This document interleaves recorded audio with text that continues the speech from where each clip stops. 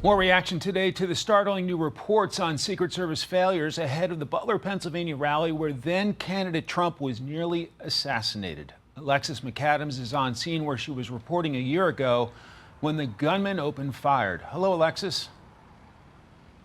Hi, Mike. Yeah, I can't believe it's been a year and we're still finding out more about exactly what happened that day in the field and how many failures there were. I'll never forget standing here in Butler, Pennsylvania, and when what I thought were fireworks started popping in the crowd.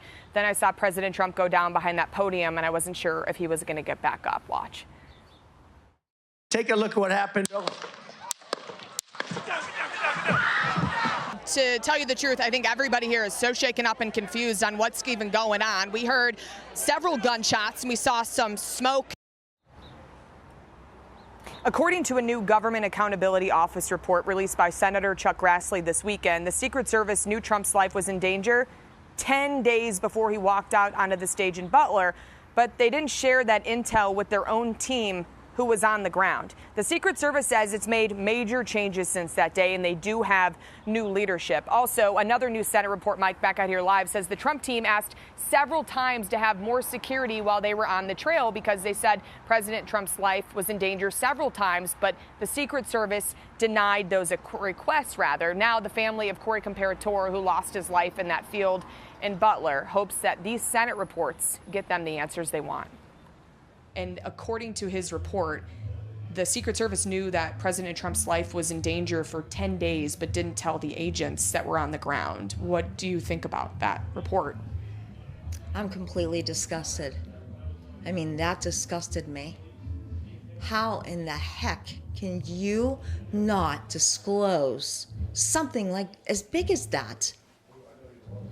Where you're going to have thousands of people there and not say that there is a threat.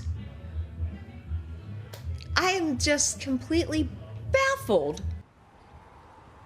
And something that sticks out to me is that the Secret Service did not have a drone in the sky that day in Butler. Why? Because the agent who was working it said it was broken and he didn't know how to fix it.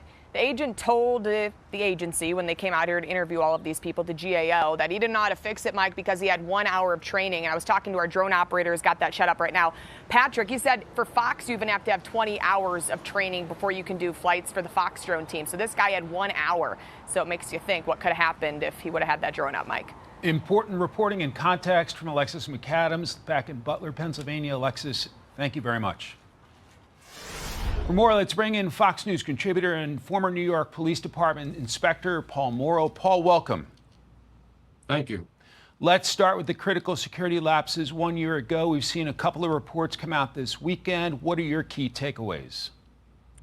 Well, very clearly, I think this was a failure of leadership. You could go to the Pittsburgh field office, which had the ticket to secure this event going into the RNC. So the security really should have been heightened. But, you really have to go all the way up to the top here. Not only Director Cheadle, but Alejandro Mayorkas. And I guess you have to even say the fact that Joe Biden does not seem to have been fully mentally competent very well may have played a role just in the fact that there did not seem to be any command structure, anybody calling the shots. Nobody felt beholden to whoever their supervisor was. And that's what happens when the hierarchy in a paramilitary organization like the U.S. Secret Service falls apart. The sister of a gentleman who lost his life that day sounds understandably frustrated. Let's play her and I'll get you to react.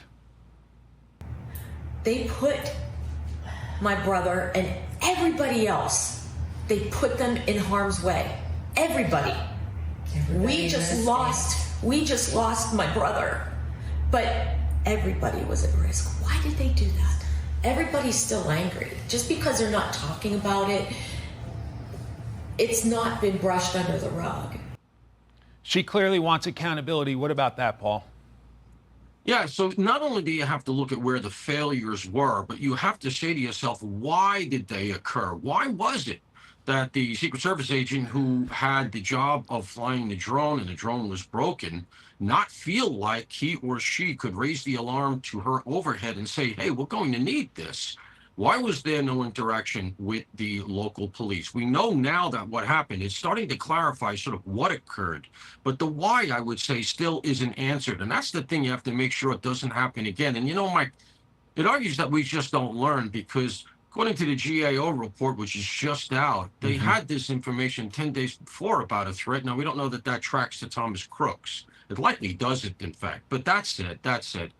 They're arguing that their information was quote unquote siloed.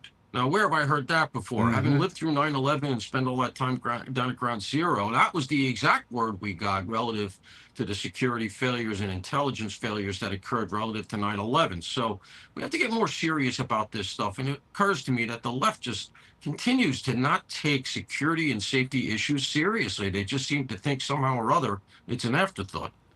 It's been a year. Are you confident Secret Service is back to where it needs to be? Well, I think they're going to have personnel issues because they were shorthanded already. It takes a while to bring in enough people, but they have new and good leadership and everything I hear, and they do have some sourcing. One thing I would suggest, however, that they look at is the idea that they get rid of their financial investigation part. Right now, it's just a ghost in the machine. The Secret Service does counterfeit investigations and financial investigations in addition to their dignitary protection work. The dignitary protection work, whether it's Republican, Democrat, whoever, that's the stuff the American public relies on them for and expects.